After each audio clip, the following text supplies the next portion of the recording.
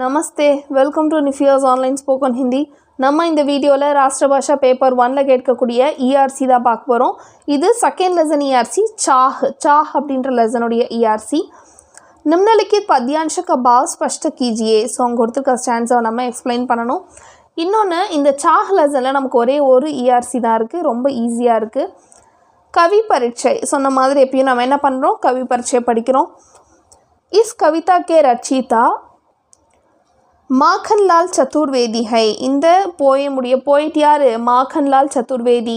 आपका उपनाम அப்படின்னா சர்நேம்னா தமிழில் வந்து இந்த குடும்ப பெயர் அப்படின்னு சொல்லுவாங்க, அதுதான் உப்பனாம்.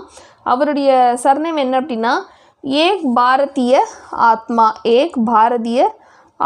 அப்படின்றது தான் அவருடைய சர்நேம். ஆப்கா ஜன்ம, அவர் எப்போ பிறக்கிறாரு? 1888 பிறக்கிறாரு. எங்கே? மத்திய பிரதேஷ்கே கன்கடா அப்படின்மே ஹுவா. மத்திய பிரதேஷ் அந்த ஸ்டேட்டில் இருக்க கங்கடா அப்படின்ற பிளேஸில் பிறக்கிறாரு.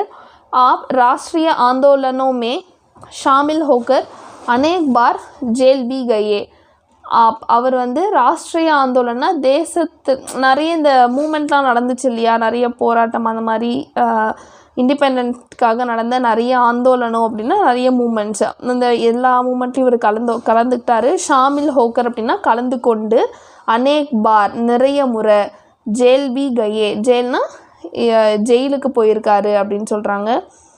அடுத்தது ஆஃப் 1968 மே ஸ்வர்க சிதாரே. ஸோ 1888 பிறக்கிறாரு, 1968 இறந்துடுறாரு. அடுத்தது ய पद्यांश माखनलाल चतुर्वेदी की लिखी हुई कविता चाह से दिया गया है. பத்யான்ஷனா அந்த 4 லைன்ஸ் கொடுப்பாங்களே ஸ்டான்ஸா, அதுதான் பத்யான்ஷன்னு சொல்கிறாங்க. அந்த பத்யான்ஷ் எதுலேருந்து கொடுத்துருக்காங்க? இவரால் எழுதப்பட்ட ஒரு கவிதா, அதாவது சாஹ்ன்ற போயம்லேருந்து கொடுத்துருக்காங்க. ஸோ கவி பரீட்சை என்னென்னு எழுதுறீங்க?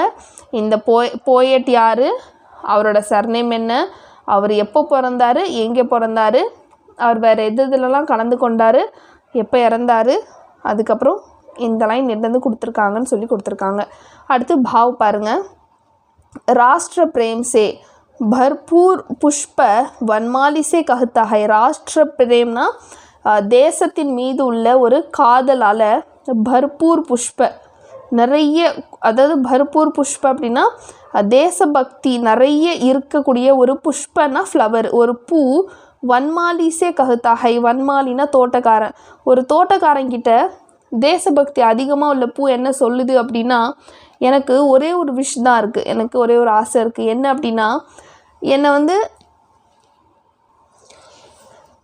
வந்து இந்த நாட்டுக்காக தன்னுடைய லைஃபையே சாக்ரிஃபைஸ் பண்ணுறாங்க இல்லையா சோல்ஜர்ஸ், வீரர்கள், அவங்க நடந்து போகக்கூடிய வழியில் என்னையை வந்து நீங்கள் போட்டுருங்க, அவங்களுடைய பாதம் என் மேலே பட்டாலே அது எனக்கு வந்து மிகப்பெரிய விஷயம் அப்படின்னு சொல்லும்.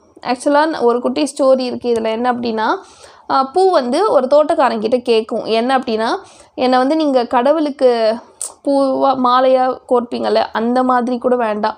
பெண்கள் நிறைய பேர் தலையில் பூ வைப்பாங்கள்ல, அந்த பூவாக கூட நான் வர வேண்டாம். நிறைய பேர் வந்து பூக்களை வந்து ஜஸ்ட் டெக்கரேஷன்ஸ்க்காக பயன்படுத்துவாங்கள்ல, நான் அந்த பூவாக கூட இருக்க விரும்பலை.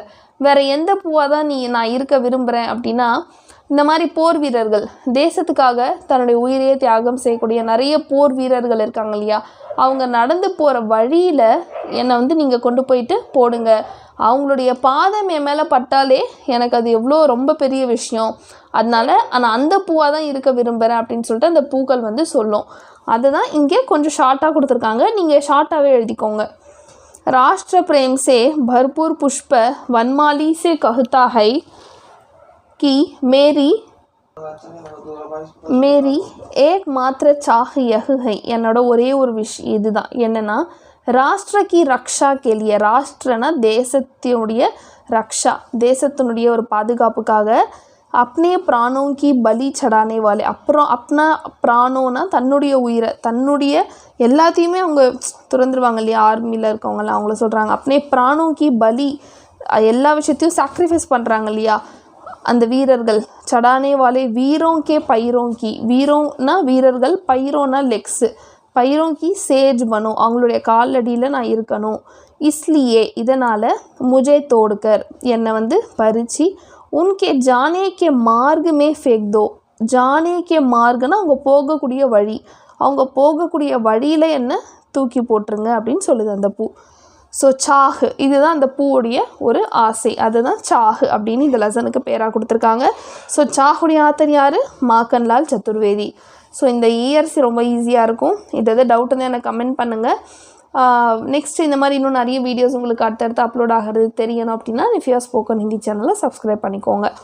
அடுத்தது இந்த லெசனில் இருக்கக்கூடிய எஸ்ஸே வந்து கண்டிப்பாக எக்ஸாமில் கேட்பாங்க. அதுக்கு நீங்கள் என்ன பண்ணணும் அப்படின்னா இந்த லெசனில் இருக்கக்கூடிய இஆர்சியை நல்லா படிச்சுக்கோங்க. எஸ்ஏ கேட்டாங்க அப்படின்னா இஆர்சியை இன்னும் கொஞ்சம் ப்ராடன் பண்ணி இப்போ நான் சொன்னேன் இல்லையா ஸ்டோரி அதை பேஸ் பண்ணி கொஞ்சம் பெருசாக எழுதுங்க, நல்ல மார்க் கொடுப்பாங்க. தேங்க்யூ, தன்யவாத்.